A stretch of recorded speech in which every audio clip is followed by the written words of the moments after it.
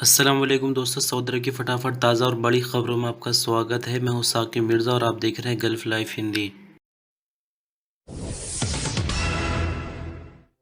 आज के इस न्यूज़ बुलेटिन की शुरुआत में आपसे सऊदी अरब के एक ऐसे नौजवान का इंट्रोडक्शन कराएंगे जो कि तीन तीन लैंग्वेज सीखे हुए हैं। यानी एक तरफ तो जो वर्कर सऊदी अरब में जाते हैं उनको अरबी सीखनी पड़ती है, लेकिन इस बंदे ने लोगों को अरबी ना सिखाते हुए उल्टा उनकी जुबान ही सीख ली है। साथ ही इस न्यूज़ के अंत में आपको जो जानने को मिलेगा सऊदी नौजवान के बारे में, वो आपको हैरान कर देगा और सोचने पे मजबूर कर देगा। दरअसल आपको बता दें कि सऊदी नौजवान अब्दुल्ला अल मतेरी, जो कि अबू नाइफ के नाम से भी मशहूर है, उन्होंने अरबी के अलावा तीन नई ज़बान सीखने के अलग ही रिकॉर्ड बनाया है। अब्दुल्ला अल मतेरी ने सऊदी अरब में रहने वाले काम करने वाले वर्करों को अरबी ज़ुबान सिखाने की जगह पर उल्टा उनकी ही ज़ुबानी सीख ली है। अब्दुल्ला अल मतेरी की उम्र 24 साल है। अल-अरबिया नेट से बात करते हुए अल मतेरी का कहना है कि लैंग्वेजेस सीखने के लिए मैंने वर्करों का भी सहारा लिया और फिर कुछ बुक्स भी पढ़ी है। 16 साल की उम्र में हिंदी जुबान पूरी तरह से सीख ली थी। इसी दौरान हैदराबाद डेक्कन से आने वाली फैमिली ड्राइवर ने उर्दू भी सिखा दी। सऊदी नौजवान ने बताया कि उर्दू सीखने के लिए एक किताब खरीदी जिसमें उर्दू के सेंटेंस वगैरह बनाने सीखे। आहिस्ता आहिस्ता उर्दू जुबान भी अच्छी तरह से सीख ली। इस दौरान ये बात पता चली कि सऊदी अरब में ज़्यादातर वर्कर हिंदी जुबान बोलते हैं। उर्दू और हिंदी में बहुत ज़्यादा फ़र्क नहीं है। अलमतेरी ने आगे बताया कि इंडिया की स्टेट केरला की ज़ुबान मलयालम सीखने का चैलेंज भी लिया, जिसे 35 मिलियन से ज़्यादा लोग बोलते हैं। अलमतेरी का कहना है कि मलयालम उर्दू और हिंदी से बिल्कुल अलग है। ये ज़ुबान सीखने में बहुत ज़्यादा मुश्किल पेश आई। मलयालम ज़ुबान ने मुझे थका दिया था। सऊदी नौजवान सऊदी अरब आने वाले वर्कर से बहुत ज़्यादा संपर्क में रहते हैं। उनका कहना है कि बुरेदा की अल खबीब मार्केट से गुजरते हुए एक ऐसी घटना पेश आई जिसे मैं कभी नहीं भूल सकता। एक इंडियन बुजुर्ग वर्कर जिनकी उम्र काफ़ी ज़्यादा थी को इंडिया में मौजूद अपने बच्चों से बात करते हुए सुना।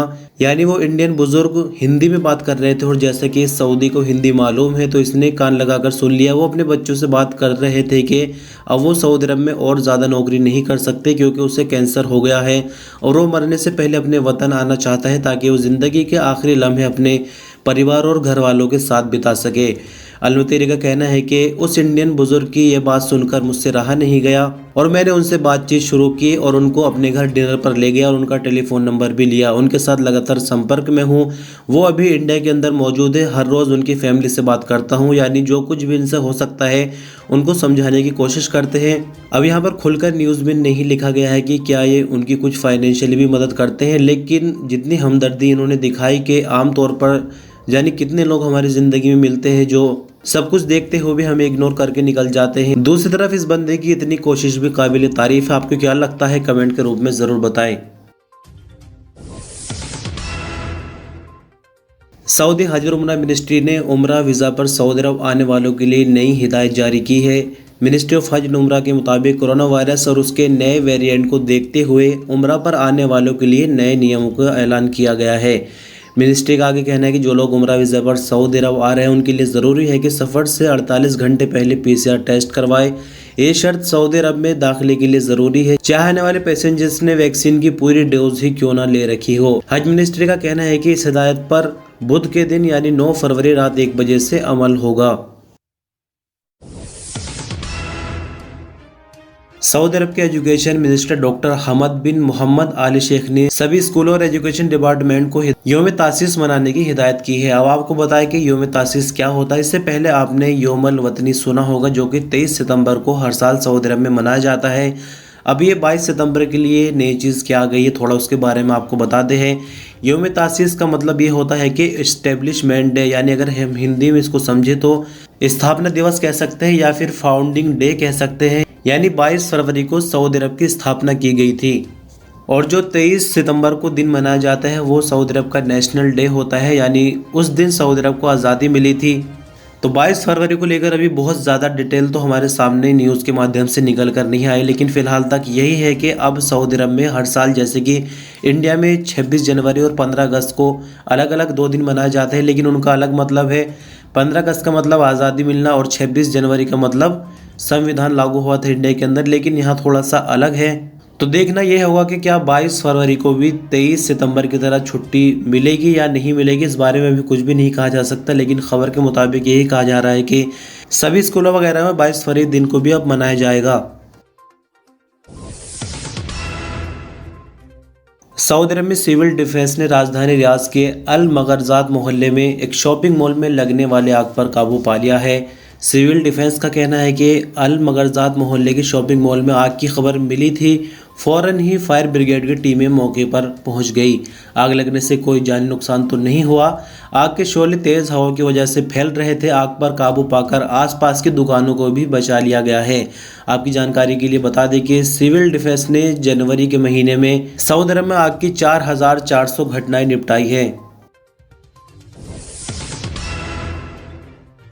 सऊदी अरब में सोमवार की शाम में कोविड की रिपोर्ट के मुताबिक 3747 नए मामले रिकॉर्ड आए, 4083 नई रिकवरी, जबकि 3 नई मौत की खबर है। टोटल क्रिटिकल केसेस 1090 हैं, जो कि हालत नाजुक की वजह से आईसीयू में 3747 नए मामले रिकॉर्ड आने के बाद 7,12,644 कुल मामले हो गए। 4083 नई रिकवरी के बाद 6,70,780 कुल रिकवरी, 3 नई मौत के बाद 8,957 कुल मरने वालों की तादाद हो जाती है। सऊदी अरब के जद्दा और बाह की म्यूनसिपलिटियों ने कोरोना एसओपीज के वायलेशन पर 35 शॉपिंग मॉल सील किए हैं। औकाज़ अखबार के मुताबिक जद्दा म्यूनसिपलिटी के इंस्पेक्टर्स ने बीते 48 घंटों के दौरान 5,521 चेकिंग कार्रवाइयाँ की है। 79 वायलेशन रिकॉर्ड पर आए। कोरोना एसओपीज के वायलेशन रिकॉर्ड आने पर 26 शॉपिंग मॉल सील किए गए। जद्दा म्यूनसिपलिटी का कहना है कि सोशल डिस्टेंसिंग की पाबंदी, मास्क ठीक से न पहनने और तवक्कल लैब के जरिए हेल्थ रिकॉर्ड न दिखाने पर कार्रवाइयाँ हो रही है। बाह में म्यूनसिपलिटी के अधिकारियों ने 2458 चेकिंग दौरे किए, जिसके बाद 9 शॉपिंग मॉल सील किए गए हैं। 35 वायलेशन भी रिकॉर्ड पर आए। सऊदी अरब की राजधानी रियाद में पुलिस ने एक शॉपिंग मॉल में ग्रुप में झगड़ा करने वाले 9 खारजियों को गिरफ्तार किया है। सऊदी अरब की सरकारी एजेंसी एसपी के मुताबिक पुलिस स्पोकमैन का कहना है कि रियाद के एक शॉपिंग मॉल में ग्रुप में झगड़ा करने की एक वीडियो वायरल थी। पुलिस ने झगड़ा करने वालों की पहचान करके सभी को हिरासत में ले लिया है।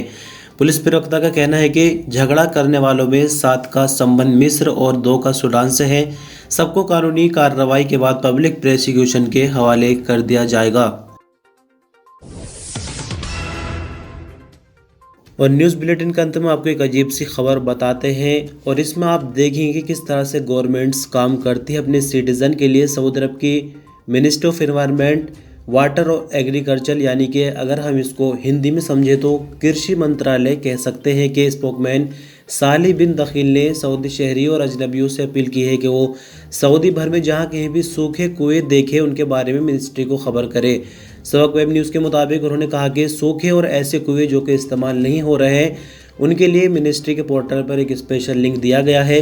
उन्होंने कहा कि सऊदी भर में अब तक 2450 सूखे और ऐसे कुएँ जो इस्तेमाल नहीं किए जा रहे थे उनको भरा जा चुका है या फिर उनको ढका जा चुका है, और इसके लिए टीम लगातार लगी हुई है, कुएँ ढूंढ रही है। लेकिन फिर भी आम लोगों की हेल्प की इसमें ज़रूरत है, तो जहाँ कहीं भी किसी को दिखाई दे वो खबर करे। अब आप इस खबर से अंदाज़ा लगा सकते हैं जो कुएँ इस्तेमाल नहीं हो रही या सूखे हैं, बच्चे उनमें गिर सकते हैं, कोई जानवर उनके अंदर गिर सकता है। आप अक्सर ऐसी खबरें सुनते होंगे, लेकिन गवर्नमेंट के काम करने का तरीका देखिए। सऊदी अरब में छोटी छोटी चीज़ों को लेकर भी नागरिकों को कितनी सुरक्षा दी जा रही है।